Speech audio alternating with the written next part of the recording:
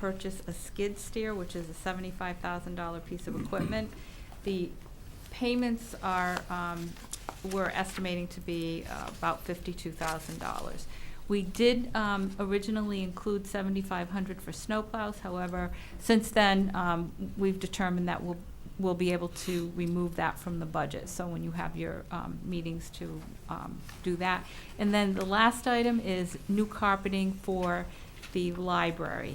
And the estimated cost for that is $90,000. I think the carpeting was installed at the time that the community center was It's original constructed. carpeting, it's original 30 years old, and it's now really a very, What is that? well, it's a trip hazard. Sure, There are yeah, go ahead. tears all over Make it. it more clear. I didn't hear you mention the new pull truck. for the- Because I was just talking about what we're paying for out of this department. That's actually gonna be paid for out of the, what department was that? Public Works. That's why, because the funding isn't included in this department. Yeah, the hook truck is gonna be paid for right out of operations. That's why it puts departments as PW and it says op, because it's the only one that's not shown here, because it's being funded in the operating budget. But what I just handed out just gives a little more detail of the description of the truck, who would be using it, how much it is, what the actual payment would be in 1 year for a 5-year payment plan, some comments on it, but also, as much as important is what's leaving the fleet, because if you're bringing something in new, obviously, we've been working off of something comes in, something leaves, and we're trying to get rid of a lot of old stuff that's about to break down, because we're gonna try to save some money and not having to fix stuff that's diminishing returns. So the vehicles on the bottom is all the stuff that we're trying to get rid of and get out of the fleet before it becomes a big issue. Well, what we see frequently happening is that that's what we're told, and then the vehicle is handed off to somebody else, and we still end up maintaining it. We've been pretty transparent about it in the last few years, I know, since I've been working on this, and I know it's come from the first selectman. Something comes in, something is rolling out, or else the We first don't want selectman to wants add to to know. the fleet. So, and actually, there is one thing, and We are interesting that you bring this up, and I'm glad you did. The vehicle number 1, which we were proposing to bring into the highway department as an additional pickup truck, we're looking to hand down, the Board of Ed, if you're not aware, was down a truck this winter. They were down a plow truck, they didn't have one. Parks and Rec allowed them to borrow the truck until April 1st. So we're looking in this budget right here, or this proposal, to hand them a good truck. The truck's about 10 years old, the 21 truck. So we're looking to give it to Board of Ed to take that need, because I'm pretty sure they had budgeted $50,000 to get a brand new truck for one of their maintenance guys. And that's their call, not mine, but I don't think you need to give that person a brand new truck. They need a plow truck that works. So this is showing that this is the only thing in this list that we're not looking to leave the fleet, because we're looking to give it to Board of Ed to address a need over there. Would this be the vehicle that is, was abandoned not abandoned, but saved at the highway garage for spare parts, which is being driven now by? No. This is a good truck. Okay, this would be a van That's, that was, I'll address that, but that's a separate issue. This is a truck it's a pickup truck with a plow. There's no rust on it. It's in decent condition, but because we didn't want to give the Board of Ed a headache. We wanted to give them something, because the truck that the Board of Ed that broke down for the Board of Ed was the truck they used to plow Nyack Center. And I forget the guy's, I think it's Jim or whoever the person. The thing that you're talking about, the van, was a van that the senior center no longer needed because they got a new van. It came to the town. It came to the highway. We had this van, and instead of getting rid of it, it still had value to sending guys to class and doing stuff like that. And then the Board of Ed asked, "Hey, our van doesn't work anymore. Do you got anything to help us out?" So we said, "Yeah, sure, you can use this van." Little do we know that obviously what Public Works uses and what transporting kids, the standards of transporting kids is a different ballgame. So we gave the Board of Ed that vehicle. When they went to get it tested or inspected, it didn't pass the transporting kids thing, so they kept it and are now using it as a maintenance van. And it's perfectly fine for their maintenance guy to be putting all his tools in and moving his ladders and all that stuff. It's just not, it's not a good fit to transport kids. So that again was actually, as far as I'm concerned, a benefit to the Board of Ed. They were given a vehicle that's of use to them, and they didn't pay anything for it because we were able to move that to the right department. Okay,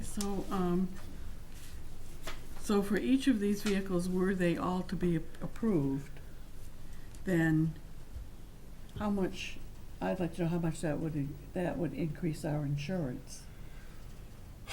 Well, there is a value to, just like when we have an old clunker in the driveway and we upgrade it to a new vehicle that's going to have a higher or appreciated value, there'll be an increase. So, Anna, you could probably do a little bit of that with Karma. We don't want to change our policy right now. We haven't bought them yet. So, yeah, and typically what happens we add new vehicles, and then as we're adding vehicles, we're also removing some. So, and depending on exactly when it is in the year, there, we'll get a bill for an increase, but we also get credit for what we're removing from the policy. So it's going to depend on that, and on the handout that you were just provided, several vehicles have been identified that we would be looking to perhaps remove from the insurance. We finally set up a system too, Roseanne, where we have a public surplus account where we're actually selling things off in a public manner, proper procurement. We've sold off about 4 or 5 vehicles. I think 2 or 3 of them are the drug forfeiture vehicles that the PD had. That's their money. But we now have a conduit. Before, there was really no conduit. How do we get rid of these things?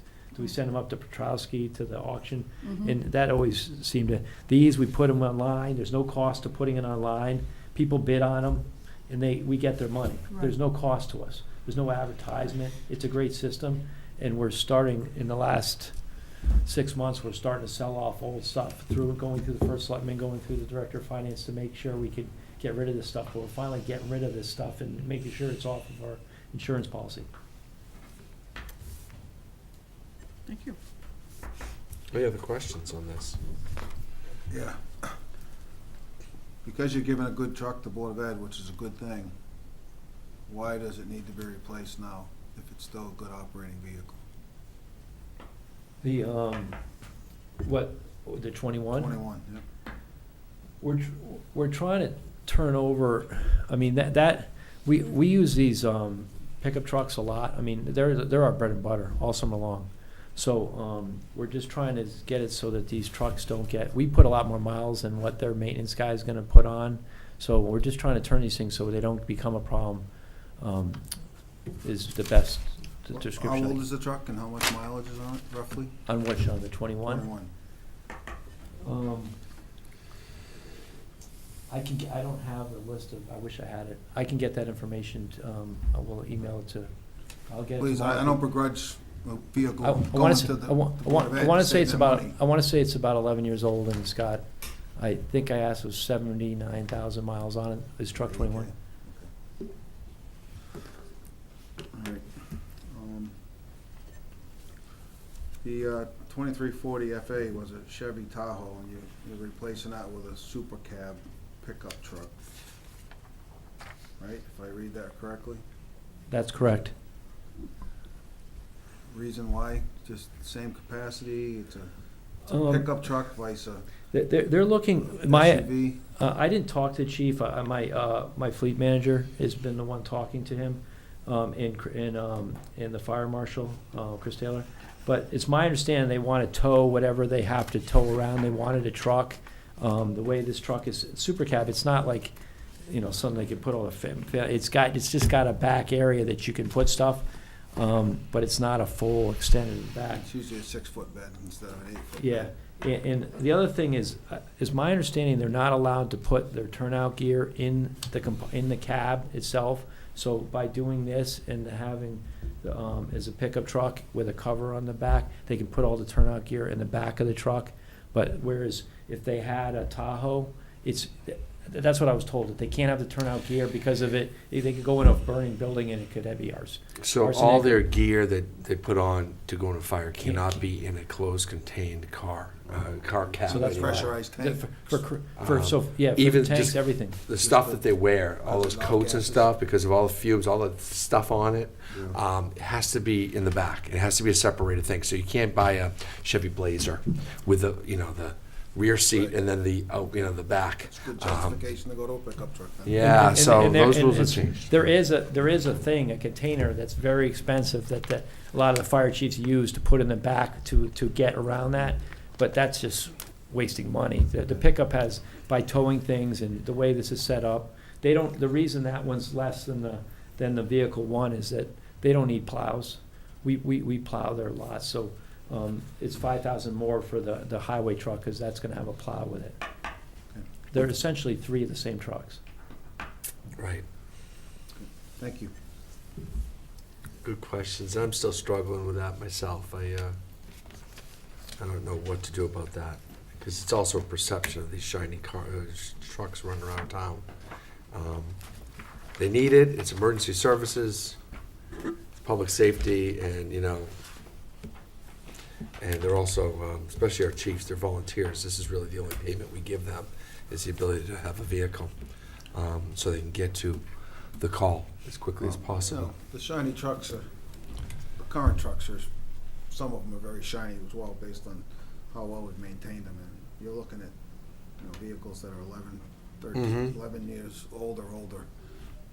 Right, Whether they look good mechanically, they're gonna require more and more work going forward. that's right, So, that's right. And the thing too is you're talking about a fire marshal or a fire chief who on occasion are going to be, responding in an emergency fashion. You don't want something, where the maintenance might be, they've been well maintained, there's no question about that, because they're still out there, they're still shiny, as you just said, but you don't want them to the point where, They're not reliable. not as reliable. Yeah.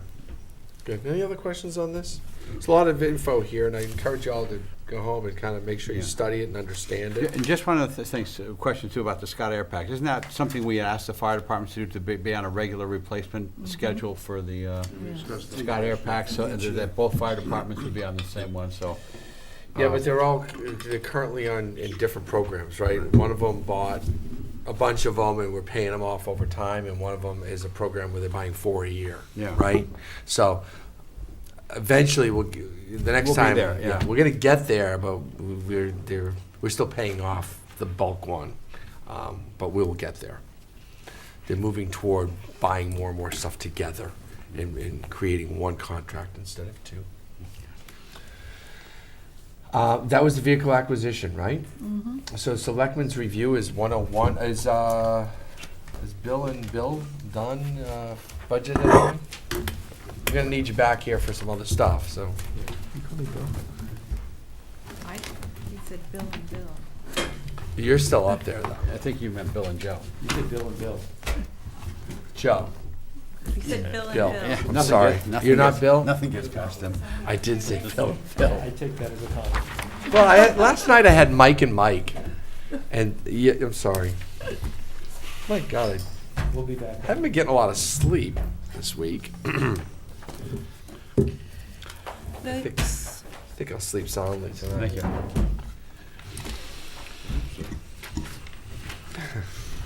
You get it.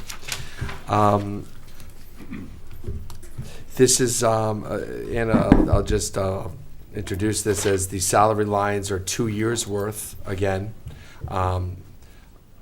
You all are not getting your stipends increased by 6.9% over 1 year, but rather over 2.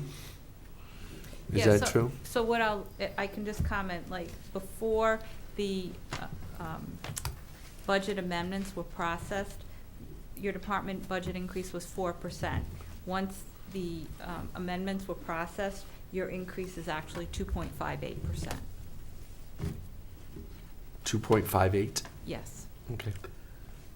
So this bottom line, for Selectmen's total budget goes up what percent? 2.58. 2.58. Oh, I see. I was looking at the one line. I'm sorry. I was So the looking at amended the, budget total is actually $199,057. 199.57? Yes. Thank you. are we gonna get clean sheets on this to Well- vote, or can you, If you'd like, I can it's a make lot them. of work, I know. We don't need them. We You need don't? don'ts. Yeah. We have our Okay. notes. I just, Because the only thing we want to really know need what to you're have. voting for. Yeah, and the bottom line is what we really need to have. Voting for the exact dollar, numbers. not the percent. Yeah. okay. I just wanna make sure you're all clear and I'm giving you what you We- need. yeah, let's have a little- let's have And a is there tree. anything to highlight on this other than the decreases? I've taken out the convention. You know, I go to the local conventions. I don't typically go to the one down in Washington DC, and if I do, I'll end up just paying for it out of my pocket. Oh, there's other lines somewhere you had mentioned, Anna, that there's other training Right, yes. in other departments that I could tap into. But typically, you know, that's the CCM, that's the cost, Council of Small Towns, when I go to their meetings. Sometimes we have to pay for those. My transportation's been way down, and miscellaneous supplies, we're just shaving a little bit off there. Sandy does a good job with watching over our supplies and doing it the right way. We do have that ad hoc committee, Roseanne, you had mentioned, maybe that's where the money will go, and we'll figure that out. But maybe contingency's a better place. Well, also, weren't we thinking about another special committee? For the vision committee, which will need a secretary and all that, Right. and maybe, you're right, so maybe that needs to be Right. increased a little bit to pay for recording secretary, for that ad hoc committee, for the vision committee for the new building, should that be necessary. An hour and 10 minutes. Any questions on this? No, this is Not that pretty anyone's easy. looking at a clock.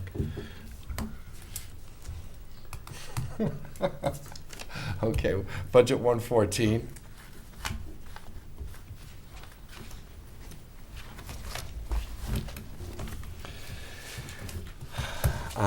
General government and miscellaneous, this is where rubber hits the road. Do we have a change in this budget? So, what I will comment on is, if you remember back in October, we did a special appropriation, and we increased both the town's budget and the Board of Education's budget, and it was for health insurance. So with that amendment, so the sheets you have in front of you show that you have that department has a 2.29% increase. Well, actually, with that amendment, it's actually a 1.92% decrease in this particular department, if you factor that amendment in. Gosh.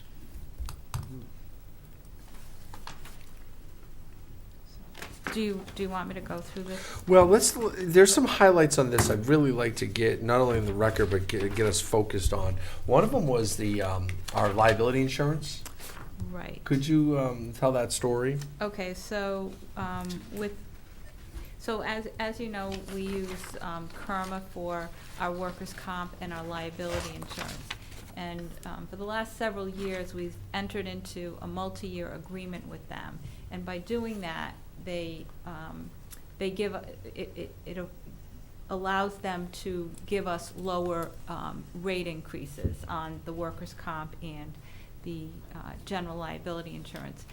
Over the last couple, maybe 3 years, we have been doing very good relative to both workers' comp and general liability claims.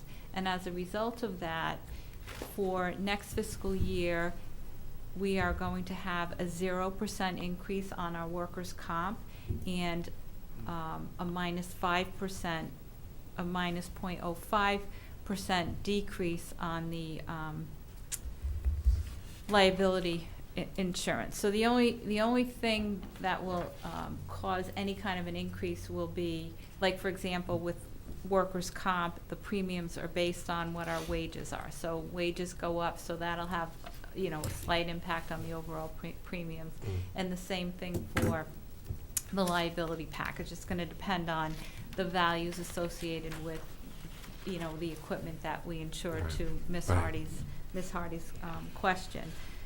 So you'll notice, for example, the workers' comp, that has pretty much remained the same. I made adjustments for a couple of items that are identified in the narrative. We always include, every year, at the end of the year, they do a payroll audit.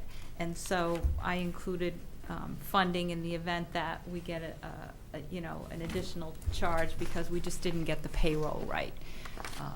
This year, for the year that ended 6/30/18, we really did very good. We pretty much broke even. We're actually getting a little bit of a return of premium that we paid because we hit it more on the money than we had been in the past.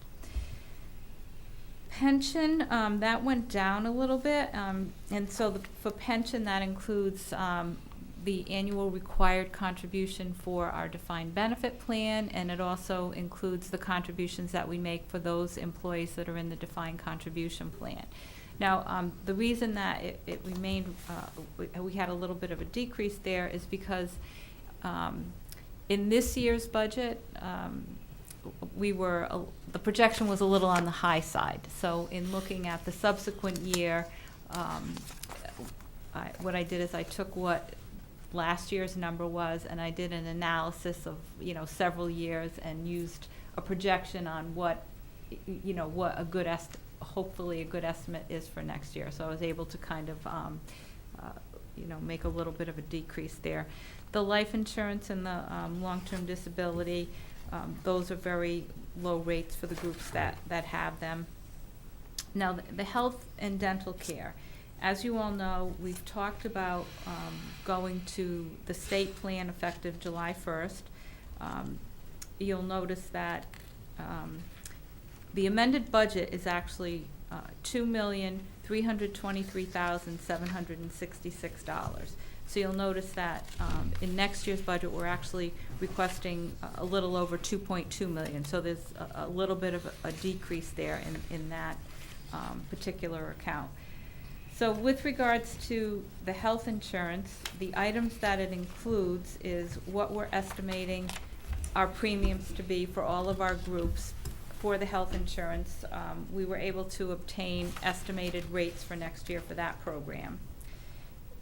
We've added some additional employees because we have employees that take waivers, and typically when you make a change like this in the plan that you have, some of the employees that are taking the waiver make the decision to go on to your new plan. So it was recommended that, we do some additional, contracts on that. And then for this year, we're budgeting about $202,000 for what our share of the run-out claims are on our plan this year. So we're because that's gonna happen after July 1st. So that's a little over $200,000. The dental plan runs us about $70,000. Right now, we're paying a little over $23,000 in waivers.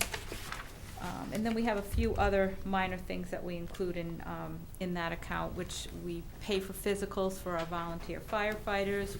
We have a couple of heart and hypertension items that we're responsible for. And then I also include funding in this account for the other post-employment benefit analysis that we have to have done every year for our financial statements. You'll notice the retirement liability, we increased that about $25,000. We started this, I think this is like the third or the fourth year we have it in our budget, and we're really starting to spend those dollars now because we're starting to see an uptick in the number of employees that are retiring. In next fiscal year, you recall our police chief mentioned last night we're expecting 3 retirements, and a couple of them have some rather large accrued liabilities that we're going to have to pay out. We have been trying, and we've been very successful with some employees offering them to pay out over, I think over 3 times. We pay 25% of their accrued liability when they leave. The next 50% we pay the following July 1st, because then we can budget for it, it's a planned expense. And then the following July 1st, we pay the remaining 25%. Although some of these employees may choose to take some of their sick leave and get an added, rather than getting paid for it, and getting an added little bump up in what their actual retirement benefit is. But I do see the need to make a little bit of an increase next year.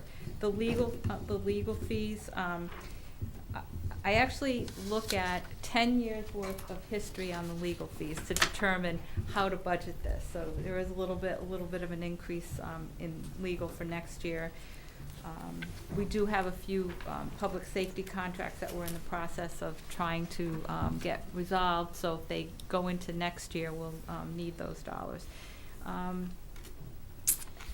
Our unemployment, we have actually been, you'll notice last year we had a very small amount that was expended, but I just noticed this month that we had a bit of a payout, so we're starting to see some activity there. Really? Yeah, I'm gonna have to check on who that was. And then we've already talked about the liability insurance. Let's pause there at the liability insurance. To go back to Mrs. Hardy's point, we're going to be carrying the costs of presumably a new building, should the vote go through, and then the due diligence, so the testing and all that. We passed papers on the house, on the Honeywell building sometime in May. We own that building. We need to insure it. We probably should listen, we don't know how long it's going to take to redo that building, but we sure know that we need to insure that building no later than May 30th. point. So that's got to be baked into the budget for sure. So we need to do that, and other buildings might come off in time. Actually, no. I mean, it's going to take a whole long time to clean up the properties and put them on the market and all that. So there'll be an increase there, and we should probably put some kind of an increase for the new vehicles, to the upgraded vehicles. To Mrs. Hardy's point, we should bake that in there as well. So while we have a 10% decrease given by the insurance company because of our really our good risk management, we've done a really good job over the last bunch of years, and no big storms have come up the coast, and that plays a lot to it. One just started for me, that it just said that. Why would you? Oh, because I said that, yeah. So, but let's do that now instead of catching ourselves short a year from now, scrambling for insurance money. Are I'll you reach out saying to go Carmen. back to 2,000, to what we spent this year? I'm not. I think you should. I think you should contact Kerma and say, listen, we got a 30,000 square foot building, and you know what would be the insurance on that, and a typical upgrade of 6 or 7 vehicles, and whatever that is, it is. So pending the outcome of the Yeah. vote today, we've discussed insurance, we've talked about utilities. Are there any other? We don't have to And go through tonight. custodians. And that's Custodians yeah. will be once it's open, which will be. well, right, Right, it'll right, be- and it will Depending how long that takes, it could be 3 You- months out of the fiscal year Yeah, or yeah. 6 maybe, right? So, Right. I don't know, and we don't have to answer now, but I Yeah, just wanna make sure. and that's about it. As we, just make Yeah. sure there's nothing else that Right. if we have a positive vote tonight, that we'll have to address before we approve the budget. And we'll be working through that. Yeah. Everything has been kind of in gray cloud, but we'll know one way or the other. Other questions on this budget or comments? Again, we're going to the state health, the health insurance plan that is provided by the state.